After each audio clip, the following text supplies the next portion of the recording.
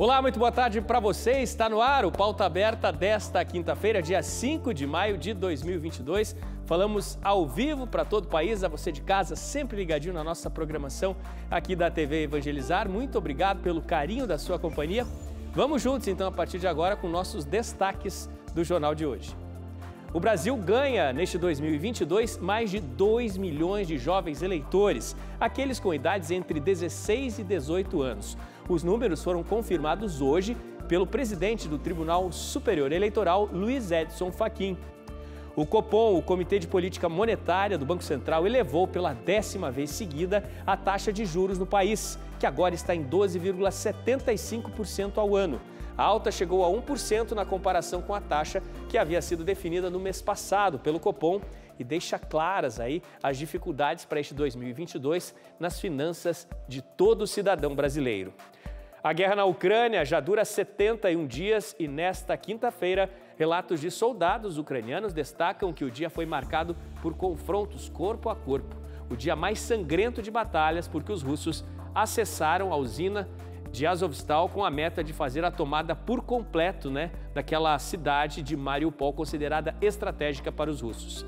E o Pauta Aberta mostra hoje para você a força da vida selvagem no Parque Nacional do Iguaçu. Por lá, armadilhas fotográficas registraram a família de onças pintadas, muito à vontade pela mata, no Paraná, nesse parque que fica no Paraná. Um dos filhotes, que há 9 meses estava desaparecido, segundo os pesquisadores, voltou com saúde para a caminhada em família. Fique ligadinho com a gente, o Pauta Aberta desta quinta-feira já começou.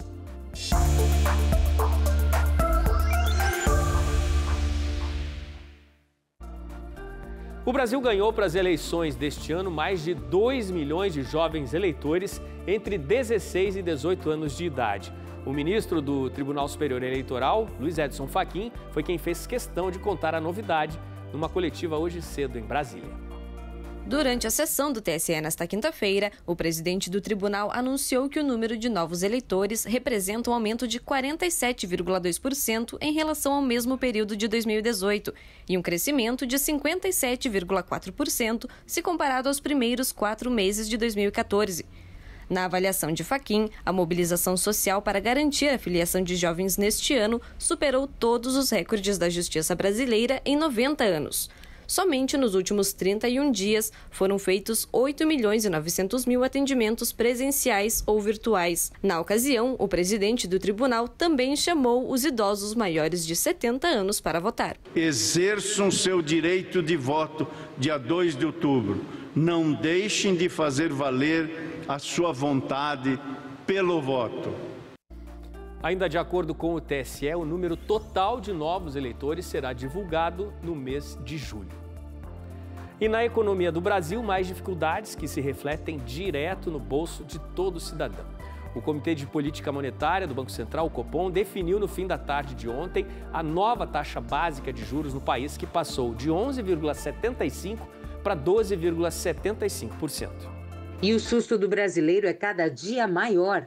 Esta já é a 10ª alta consecutiva da Selic. O atual ciclo de alta dos juros básicos teve início em março de 2021. E no último Boletim Focus, em que o Banco Central mede a expectativa do mercado financeiro, a projeção é de que a taxa básica encerre este ano em 13,25%. O Banco Central disse que as pressões inflacionárias por causa da pandemia ficaram ainda mais fortes com a nova onda de Covid-19 na China e da guerra na Ucrânia. O Copom anunciou que na próxima reunião vai manter o aperto monetário, mas com reajuste menor que 1%. Com a decisão, a taxa Selic está no maior nível desde fevereiro de 2017, quando era 13% ao ano. De julho de 2015 a outubro de 2016, a taxa permaneceu em 14,25% ao ano. Depois disso, o Copom voltou a reduzir os juros básicos da economia, até que a taxa chegasse a 6,5% ao ano em março de 2018. A Selic voltou a ser reduzida em agosto de 2019 até alcançar 2% ao ano em agosto de 2020, influenciada pela contração econômica por causa da pandemia de Covid-19. Esse foi o menor nível da série histórica iniciada em 1986. A Selic é o principal instrumento do Banco Central para manter sob controle a inflação oficial, medida pelo Índice Nacional de Preços ao Consumidor Amplo, IPCA.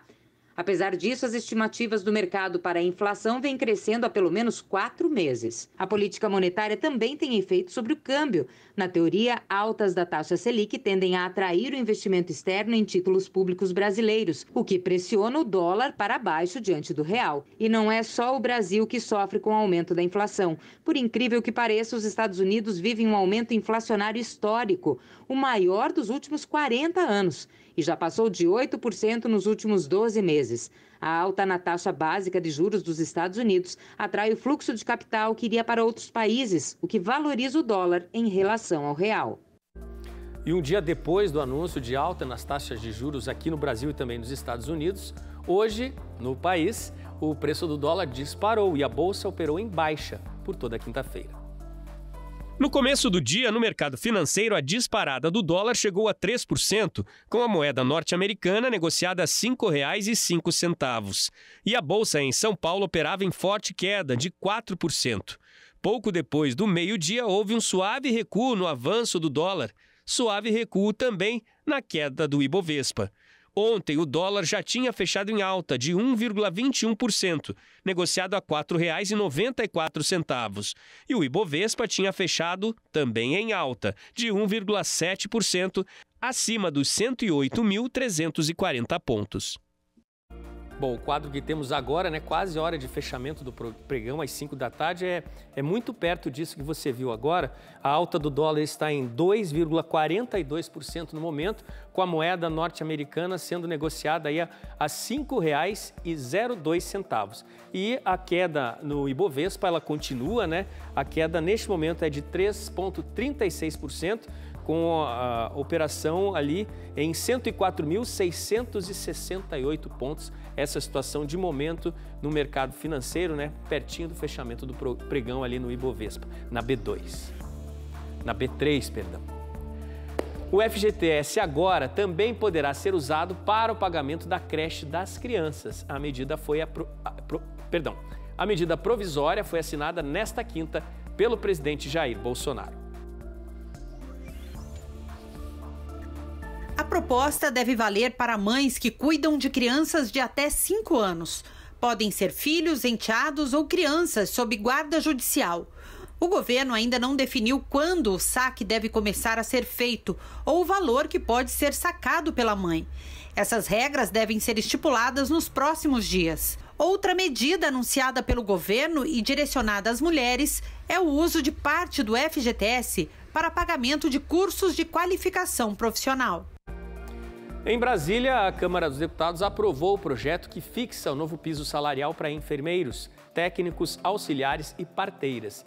Este pode ser o primeiro passo para mais reconhecimento do trabalho desses profissionais da saúde, profissionais que salvaram, né, milhares de vidas aí no enfrentamento à pandemia de Covid-19.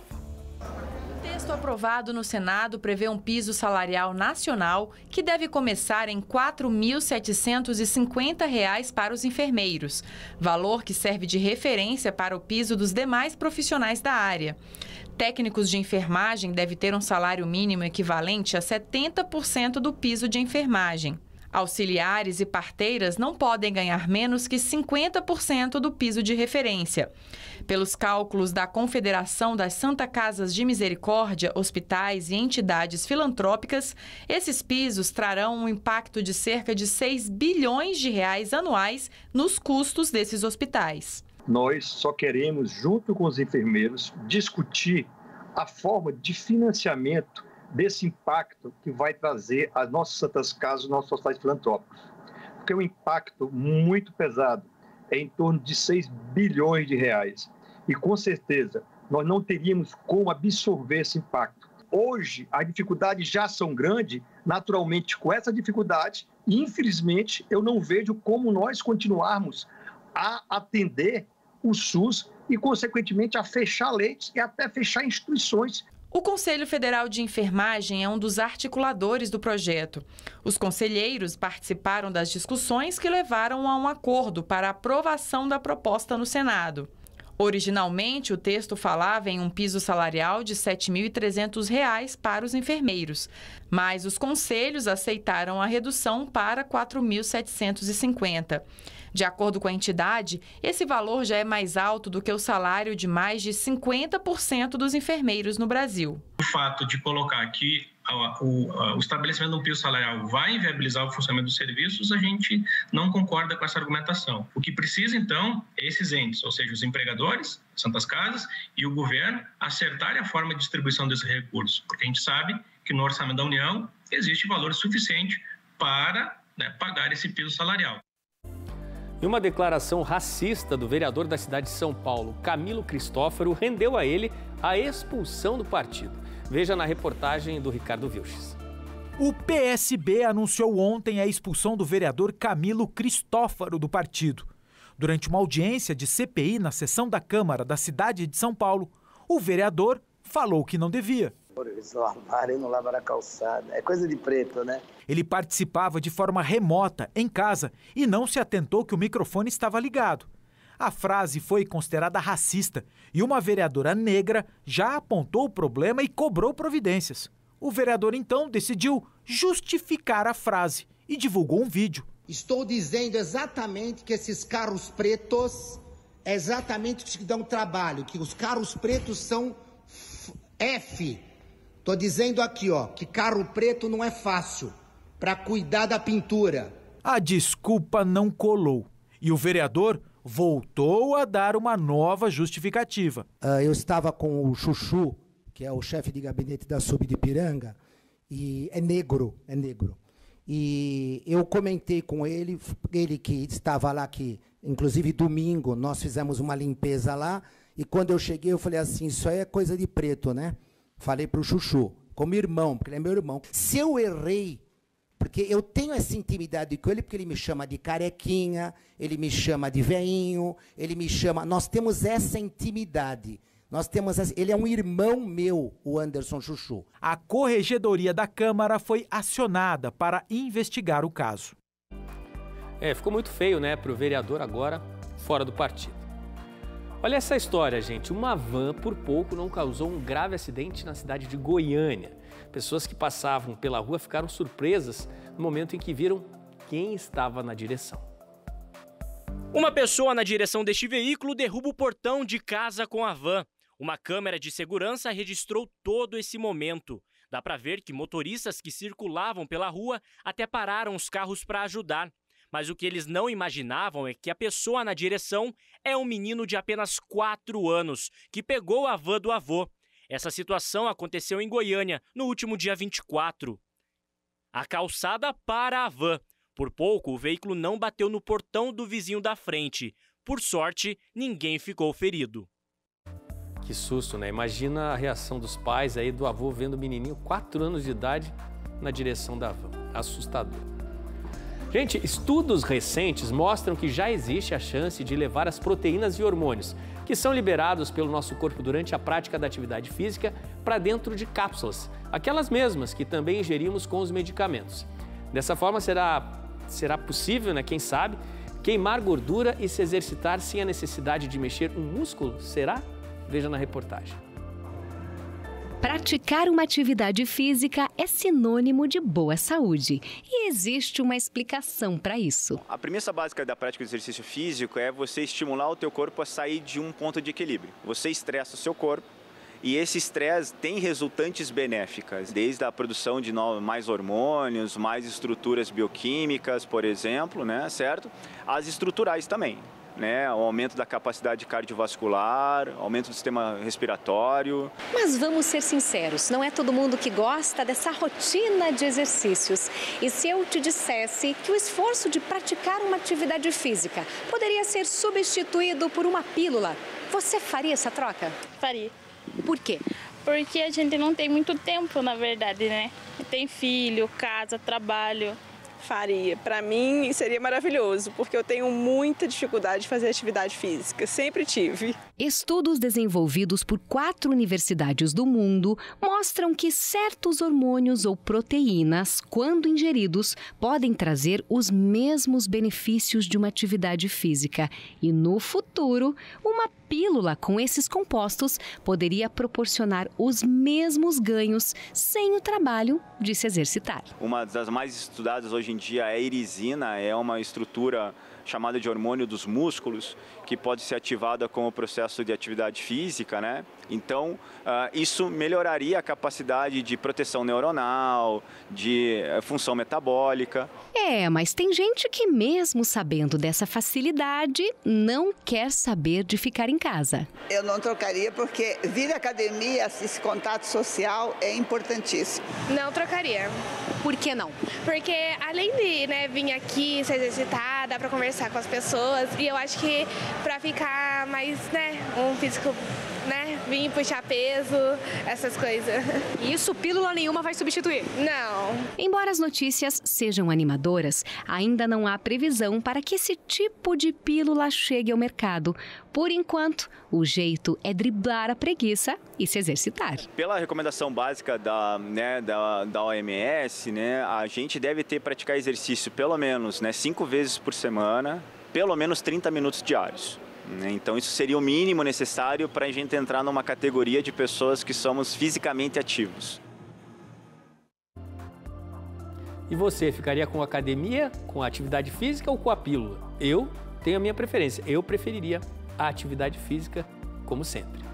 Vamos para o intervalo, gente. No próximo bloco a gente vai mostrar a hepatite misteriosa que já contaminou centenas de crianças pelo mundo. O intervalo é rapidinho.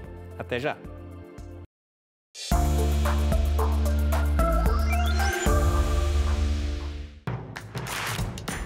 Não perca mais nenhum vídeo da TV Evangelizar. Inscreva-se agora.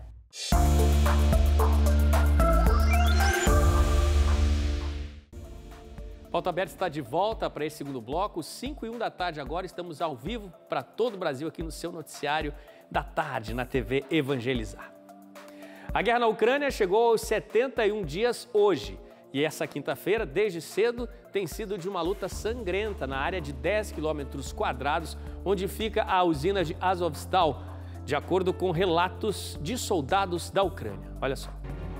A usina é o foco de resistência ucraniana em Mariupol, onde há soldados das forças de Kiev e também aproximadamente 200 civis entrincheirados nos túneis e bunkers dos tempos da União Soviética que ainda hoje existem no local. Mas, segundo relatos, nesta quinta-feira, pela primeira vez, as forças russas entraram nos limites da usina. Seria o avanço mais forte até agora, uma ofensiva para eliminar o único ponto de resistência na cidade. O Kremlin hoje negou este ataque. Para o Ministério da Defesa da Ucrânia, Azovstal virou hoje um símbolo, o coração das forças do país invadido nesta guerra. E é considerada prioridade para as lideranças do país, que não abre mão de sua soberania. Mais uma vez, o presidente Zelensky fez um apelo às Nações Unidas para que os civis de Azovstal consigam deixar a região atacada. Ao menos 30 crianças estariam entre estes civis acuados na área da siderúrgica. O governo da Rússia já havia se comprometido em garantir 3 dias de trégua, um prazo que valeria a partir de hoje.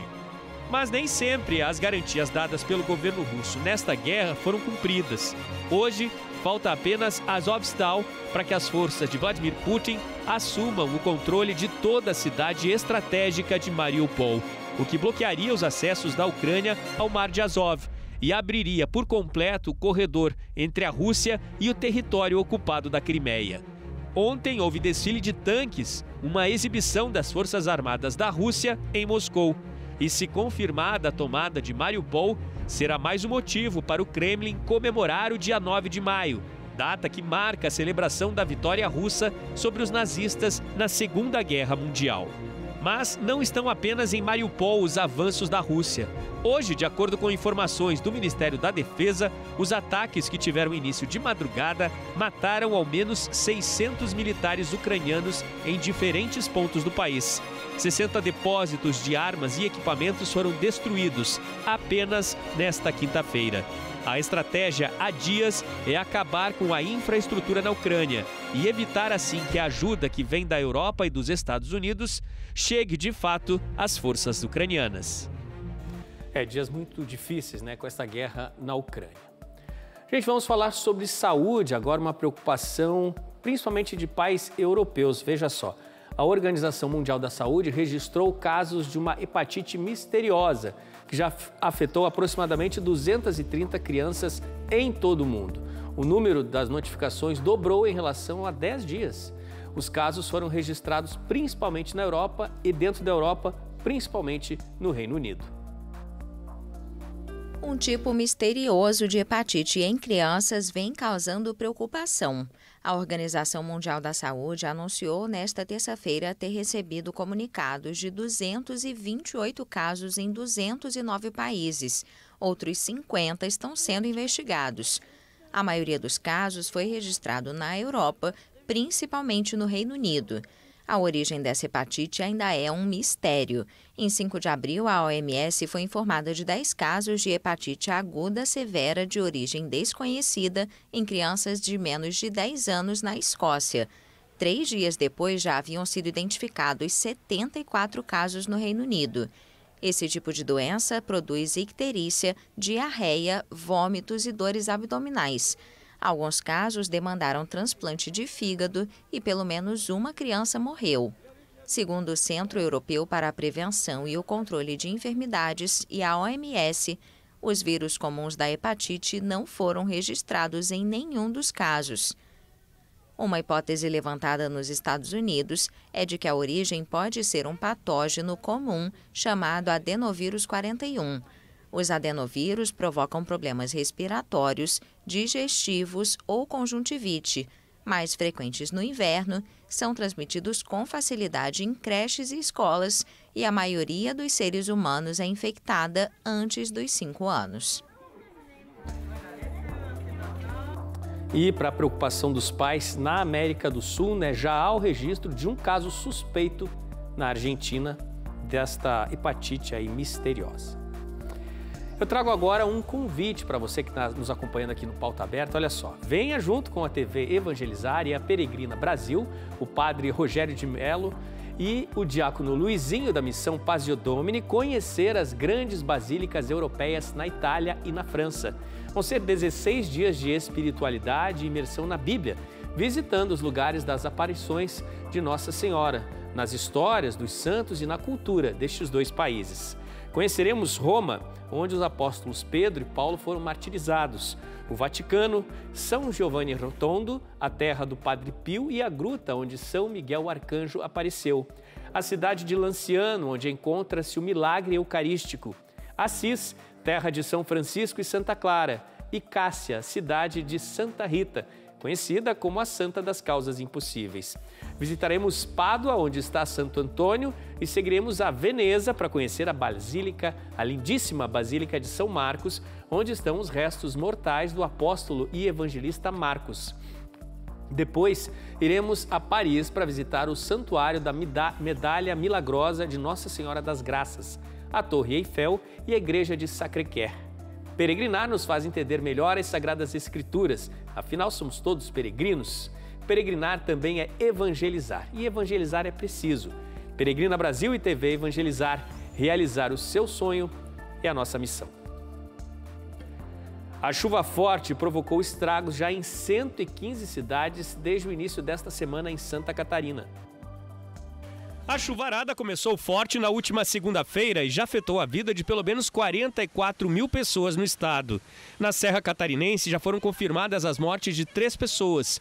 8 rodovias estaduais e federais precisaram ser interditadas, em alguns casos por causa de água na pista, em outros por causa da queda de barreiras.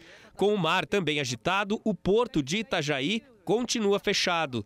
No total, 9 municípios pelo estado já decretaram situação de emergência. Pelo menos 700 pessoas estão desabrigadas, de acordo com informações da Defesa Civil. A alta do rio Tubarão, com forte correnteza, é um dos principais pontos de preocupação das autoridades em Santa Catarina. Na última madrugada, o rio transbordou e inundou ruas pela cidade. O quadro também é de alerta, principalmente na Grande Florianópolis. A reportagem que a gente traz agora é sobre a força da vida animal aqui no nosso país. Olha só, um filhote de onça pintada que estava sumido, tinha saído de perto da mãe, foi visto novamente com a família numa caminhada pelo Parque Nacional do Iguaçu, no Paraná. Há uma estimativa aí que pouco mais de 100 onças pintadas vivam na unidade de conservação que se estende em boa parte da região oeste do Paraná, muito pertinho da fronteira com a Argentina. Depois de 9 meses desaparecido, filhote de onça pintada é flagrado com mãe e irmão no Parque Nacional do Iguaçu. A primeira vez que foram registrados, os animais tinham 5 meses. Para os biólogos que cuidam das onças pintadas naquela unidade de conservação ambiental, a volta do filhote desaparecido é só alegria. Hoje, o Brasil tem 50% das onças pintadas de toda a América Latina. O animal está na lista de extinção por causa da caça ilegal. O projeto Onças do Iguaçu monitora mais de 20 onças e estima que a população atual, dentro do parque, é de 105 felinos. O programa defende a preservação do animal, para garantir o equilíbrio do ecossistema. Para isso, monitora o terceiro maior felino do mundo, considerado um dos maiores predadores brasileiros. Quem explica isso é a bióloga Yara Barros, coordenadora do projeto Onças do Iguaçu. As armadilhas fotográficas nos ajudam no monitoramento, esse censo é feito através da instalação de armadilhas fotográficas e nos ajuda no monitoramento diário dessas onças. E os colares nos dão bastante mais resultados sobre deslocamento, território e área de vida. E com isso a gente tem tido sucesso nessa empreitada, a população de onças está aumentando e a gente percebe que a população está mais conscientizada. Então é o que a gente sempre fala, se tem onça, tem vida. É isso aí, Muito importante a preservação da vida selvagem no Parque Nacional do Iguaçu, não apenas das onças pintadas, mas de tantas centenas de espécies de animais. Hora do futebol agora, o Flamengo pela Libertadores empatou ontem na Argentina e ficou muito perto da vaga das oitavas de final da competição. Veja os gols de ontem dos times brasileiros, nos torneios da América do Sul. O Flamengo jogou contra o Talleres da Argentina e empatou em 2-2. Os donos da casa saíram na frente. William Arão tentou cortar o cruzamento e marcou contra. O empate do Mengão veio com De Arrascaeta. O Talleres marcou o segundo com Santos. E Pedro, o artilheiro reverência, empatou para o Flamengo. E o placar final ficou assim: Talleres 2, Flamengo 2. Outro time brasileiro que entrou em campo pela Libertadores foi o Corinthians. O Timão jogou contra o Deportivo Cali e o jogo terminou empatado em 0-0. Pela Sul-Americana, o Fluminense ganhou do Júnior Barranquilla por 2-1. O grande destaque da noite foi Paulo Henrique Ganso, que fez um dos gols da vitória tricolor. Quem também jogou pela Sul-Americana foi o Atlético Goianiense. E o Dragão venceu por 3-2, com os gols de Marlon Freitas, Shailon e Luiz Henrique. Placar final: Atlético Goianiense 3, Defensa e Justiça 2. E hoje tem mais jogos pelos torneios intercontinentais, são 3 jogos pela Libertadores e mais 4 pela Sul-Americana. Veja os jogos dos times brasileiros. Pelo Grupo F da Libertadores, o Fortaleza recebe o River Plate da Argentina, às 7 horas da noite na Arena Castelão. Os hermanos lideram o grupo com 9 pontos em 3 jogos e os brasileiros estão em terceiro lugar com apenas 3 pontos. Outro time brasileiro que entra em campo é o Bragantino. O Massa Bruta joga contra o Vélez Sarsfield da Argentina no Nabizão, às 9 horas da noite, horário de Brasília. O São Paulo está em solo chileno e joga contra o Everton. O jogo está programado para as 7h15 da noite no estádio Sausalito. Se o São Paulo está em solo chileno, o Inter de Porto Alegre se encontra no Paraguai para enfrentar o Guarenha. O jogo, que está programado também para as 7h15 da noite, vai acontecer no estádio Defensores del Chaco.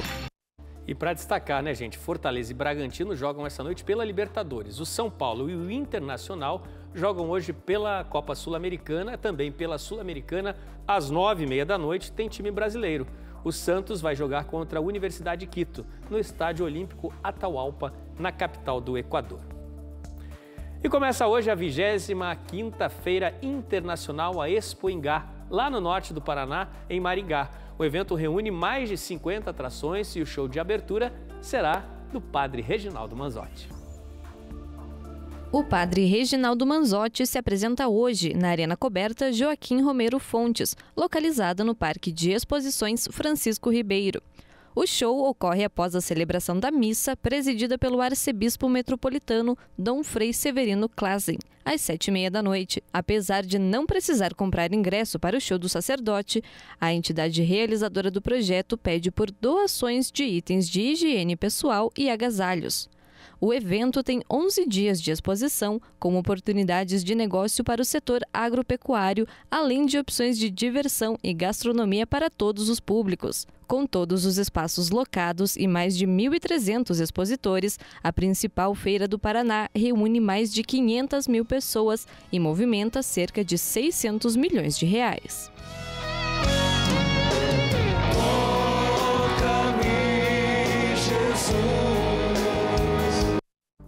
E o padre Reginaldo Manzotti, que hoje é destaque da abertura da Expo Ingá, já há tempo se tornou um fenômeno digital. Ele ultrapassou agora 500 milhões de visualizações no canal do YouTube. Desde 2014, são mais de 111 milhões de horas de transmissão, mais de 13 milhões de compartilhamentos e 8 milhões de comentários nas redes. O padre Reginaldo Manzotti produz conteúdo com um único objetivo: evangelizar por todos os meios e levar a palavra de Deus a todos. Agora eu quero contar para você uma história bonita, emocionante de amizade e companheirismo. Mandrake é o nome deste pastor alemão aí. E nesta caminhada incansável dele estava a demonstração de uma longa amizade. Na ambulância que vai ao lado estava sendo levado o dono do cachorro, um cadeirante que precisou de atendimento numa unidade de saúde. No município de Mineiros, em Goiás, Mandrake, o pastor alemão amigo, seguiu por 8 quilômetros na cola da ambulância para fazer companhia do cara lá dentro. Certamente, para ele, um parceiro de vida. Depois da exaustiva caminhada, que, claro, surpreendeu as equipes médicas, lá estava Mandrake, a postos, do lado de fora da unidade de saúde, fiel, à espera do dono. Que exemplo de atitude, hein, gente? Quem de nós não queria ter um amigo como este? Um nome pra gente lembrar, hein? Mandrake, o cão que levou nesta caminhada a mágica do amor ao cara que cuidou dele por toda a vida. Dizem por aí que quem tem um amigo tem tudo e quem tem um cachorro tem um fiel companheiro. O dono do Mandrake, que já voltou para casa, tem tudo isso e um pouquinho mais. Que história legal, né? Que companheiro, né? Cansado depois de 8 quilômetros, mas sempre ali do ladinho do dono, mesmo no momento mais difícil, quando ele precisava de um tratamento de saúde. Gente, Pauta Aberta está acabando. Muito obrigado pela sua companhia. Um ótimo fim de tarde para você. A gente volta a se encontrar amanhã aqui na TV Evangelizar. Tchau, tchau.